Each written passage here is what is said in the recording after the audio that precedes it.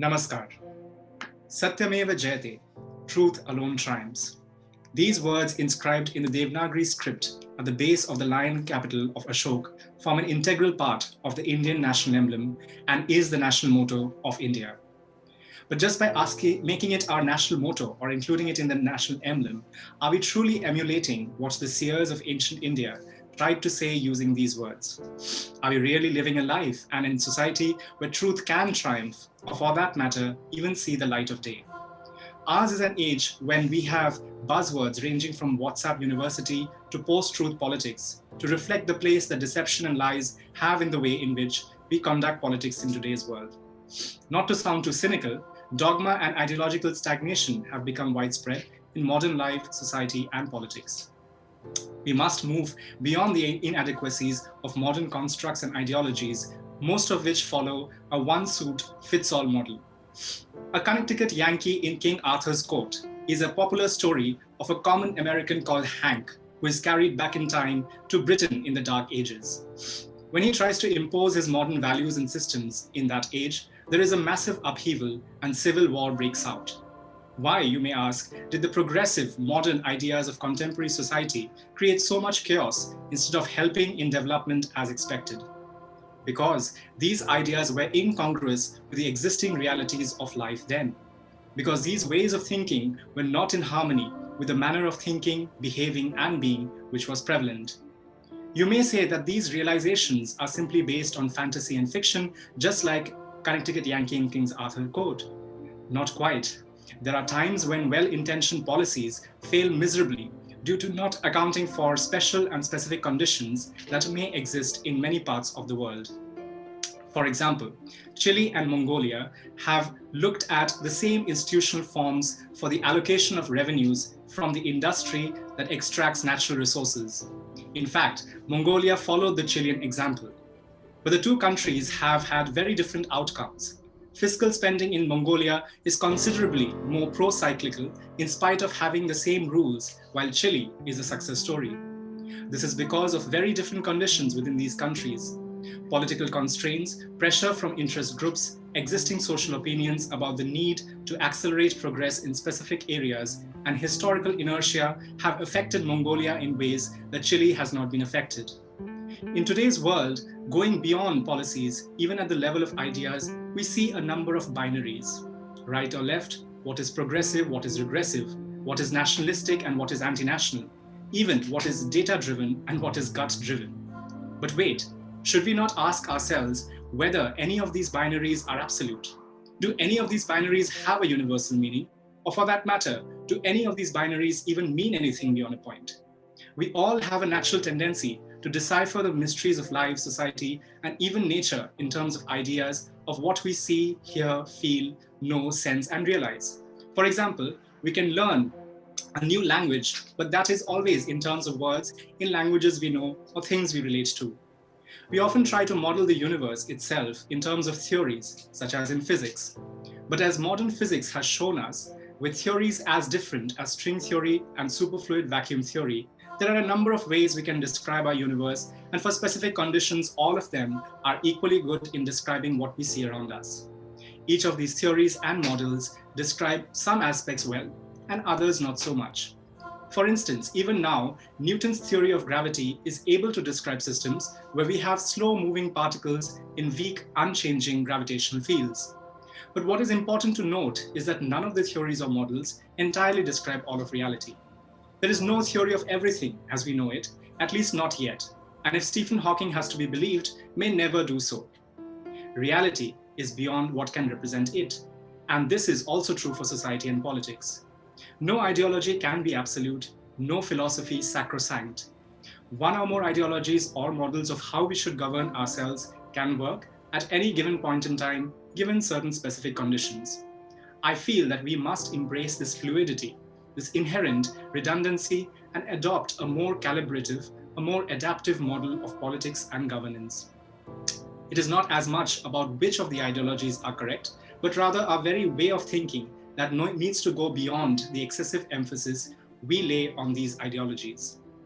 As somebody who has been interested in political philosophy, I have previously wondered if it is possible to strike a balance between different ideologies in the political spectrum. But just like light and shade, these ideologies are often exclusive to each other at various points. We can deconstruct any ideology into a coherent sequence of ideas, but these ideologies are like strands of a thread that can come together and move apart on different ideas. A balance between ideologies within such a chaotic mess of ideas is often quite impossible. We see that a lot of the current problems in the world, unfortunately, arise from the triad of materialism, parochial politics, and sometimes perversion of religion as well. All the three can be potentially addressed and resolved by introducing, or may I say reintroducing, the principle of transcendence that was championed by the Indic and Dharmic people since ancient times. No ideology or idea is absolute, no construct or model can explain all of reality, or even major parts of it. No theory, political or otherwise, has all the tools to represent what it seeks to represent. But surely, when we must go beyond thinking and actually undertake actions, what do? If there is no right way? How can we be karma yogis if all the paths are equally correct and we remain confused as to which one to follow? Well, the simple answer is that we make a choice that is defined by our Swadharma, our innate tendencies and nature, as well as our circumstances and conditions. Ideally, this choice should be made with an active sense of seeking to see the bigger picture, as much of the whole of reality as we can see. To make a choice and yet actively remember that it is one of many possible choices, and each one of those choices are not absolute. Each of those choices is dependent on a larger movement of reality around us and nothing more. While there is free will and independence of choice, there is no absoluteness in either of these. History gives us many examples of such occurrences. For example, the invasion of Soviet Russia by Germany is said to be the turning point of World War II. Why Nazi Germany took what many thought to be a suicidal mission has a number of individual and political reasons. Some say it was due to the tussle over Balkan territories, while others highlight Hitler's hubris. Had these not been factors, who knows if Germany would have invaded and thereafter lost the war? Two sides of a coin compose the coin. If I ask you which side is correct or will fall up, you would probably look at me with amusement and ridicule. Similarly, two sides of an ideological binary are equally part of the reality of the binary. The way this ideological coin falls simply depends on how specific conditions and circumstances toss it. What is important to realize is that there is always something beyond what our models and theories and ideologies can describe. There is always something beyond our constructs and ideas of reality. This is the essence of thought that our ancient Indian seers sought to side with, and that is exactly the premise of Turiyavaad. 3 is a number that has been often used and been prevalent in various civilizations, with the most prominent being that of the Trinitarian conception of divinity in Christianity. But what if I were to say that it is actually the 4th that held preeminence for the ancient Indians? In ancient Indic culture, we were introduced to the principle of the underlying truth of the universe, Satya as we know it, in our scriptures from the Vedas to Upanishads and Purans. This Satya is said to include everything in the universe within it. While Vedanta may call it Brahman, the cosmic creative principle, other schools of Hindu thought characterized this fundamental substratum of reality in terms of what it is not. According to the famous Neti Neti idea, the absolute truth in Hindu philosophy cannot be thought of in terms of anything that we can sense or relate to empirically. If we think of it as a form, it is also everything beyond and besides the form. If we think of it as an idea, it is also the negation of that idea. This Satya is said to be that from which everything emerges and goes back to, from the largest of celestial bodies to the smallest of particles. But what we believe or know, how we represent this truth, is subjective. What we can truly believe in is what we experience ourselves. Even if the most advanced modern experimental setups were to tell us that a certain process or phenomena happens in a certain way, that would always be with a margin of error. And it is only healthy and even scientific, truly on the path of seeking truth, to not believe, at least blindly. Realizing this makes us naturally give importance to a more experiential way of thinking and being, which is more decentralized, since one's experience is the one thing that we can rely on with the highest certainty. It is in the context of individual consciousness that the seers of ancient India defined a rather interesting concept, a concept that went beyond what the seers regarded as states of wakefulness, dream-filled state, and deep sleep. This was the concept of the fourth or Turiya. To define the state, let us look at a shloka from the Mandukya Upanishad, verse 7. Nivratehe sarvudah khana mishanah prabhuravya advaita sarvabhavanaha devastaryu vibhusmita. In this shloka, the absolute truth is said to be changeless and wherein there is a cessation of all miseries. It is said to be non-dual, not two, that is without a second, as well as omnipresent, all-pervading, and self-effulgent. This is the state that is said to be attained in samadhi in the yogic system. We can see how this concept of Turiya relates to things we see around us. All objects are often not just the sum of their parts. How much qualitatively more they are than that is of significance. In politics, how much more is needed than what an ideology can offer as a model or solution for a situation or issue is reflective of instantiated Turiya, or the fourth. For example, while the laissez-faire market economy may drive economic growth, the welfare state can ensure equity in that growth. Both are important, and so policy platform one opts for is tough to ascertain without knowing the realities of a time. At one point, more government spending is possible if the economy is strong, while there may be austerity required when there is a lapse or lack in government funds and finances. Much like in Darwinian theory, where the environment self-selects the mutation or option that is best suited for the sustenance and growth of a species, it is the reality of a time and place that must determine the most suited policy platform. Is this fickleness or unprincipled vacillations? Not at all. It is just the realization that all the ideologies and policy platforms only capture different sections and aspects of the greater reality. The only ideology that matters in this, then, is that of truth, of evidence, of looking at what reality is. In doing so, one transcends the over-reliance on dogma and ideology. The evidence-based approach, customized solvability, and solutions for addressing problems has been studied extensively in policy making. For instance, in economics, Professor Abhijit Banerjee and Professor Esther Duflo have formulated a certain experimental approach to alleviating global poverty. The political economy and developmental economics that is context-specific and driven by an almost dogged pursuit of evidence and truth as it stands is the only way where politics can be about effective decision-making and policy rather than just political theories as an end in themselves. While many of these ideas and elements of ancient India may not be applicable to this age, the principle of transcendence and the element of seeking truth without being constrained by certain conceptions or aspects of that truth remains as relevant and important today as it was in the past. And it is with this understanding that I humbly place a new framework and ideology that is paradoxically about not being reliant on any ideology, in only the active pursuit of truth and transcendence for our society and politics, Turiyavaad.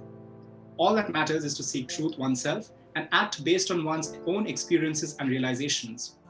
The only principles that matter are probably just the universal human principles of compassion and truth.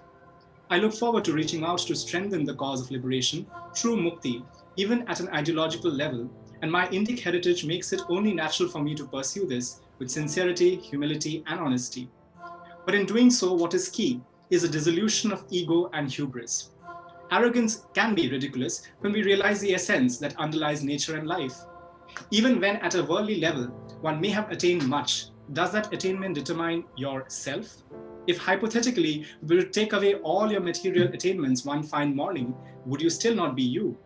And which among these attainments was not rather a movement of a number of beings, let's say your parents, teachers, and co-workers, and circumstances? Fighting COVID and facing lockdowns has shown us the transience of life, of pursuits, of attainments. It has shown us in stark contrast the relational reality that Buddha spoke of, that the essence of reality lies in the correlations and unity of nature, not as much on the absoluteness or identity of a specific element, entity, process, or phenomenon. In ancient Indian thought, the concept of ahankar meant the form of the self-sense, or aham. The understanding of aham as self in its truest sense is given in the powerful words aham brahmasmi from the Brihadaranyaka Upanishad. Here the subtlety, however, is around what is the self. It is spoken of as Brahman in Vedantic thought, but what is Brahman? Brahman is said to be the fundamental reality underlying the universe in Sanatana Dharma. It defies any description based on relational and relative constructs and ideas. It is eternal, formless, and attributeless. Well, all that sounds beautiful, But this is not just philosophy constructed by seers in confined hermitages. This is the lived truth, which one can access by simply focusing on the self and asking, who am I? Am I the physical body? Am I the thoughts or emotions carried by it? Am I defined by the background I come from? Am I the achievements and attainments I have had? If any of these is yes for you, ask yourself, what happens if you take them away completely or partially?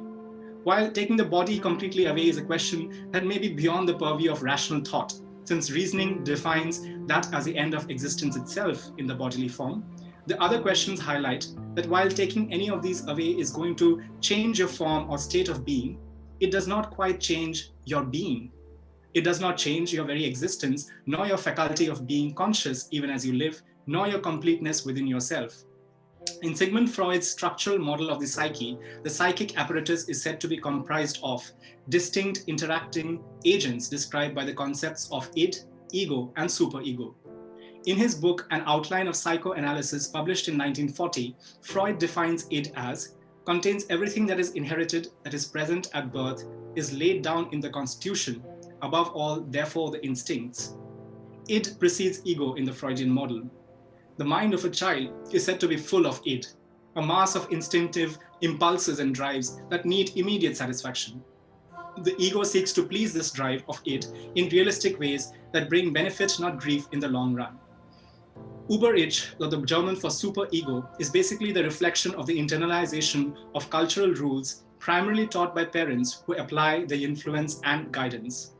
There is a very interesting iceberg metaphor that is often used when trying to relate these concepts with the conscious and unconscious mind. Parts of the superego and ego, along with the entire id, is submerged in water, representing the unconscious mind, while the remaining parts of the superego and ego displayed above the water represent the conscious mind.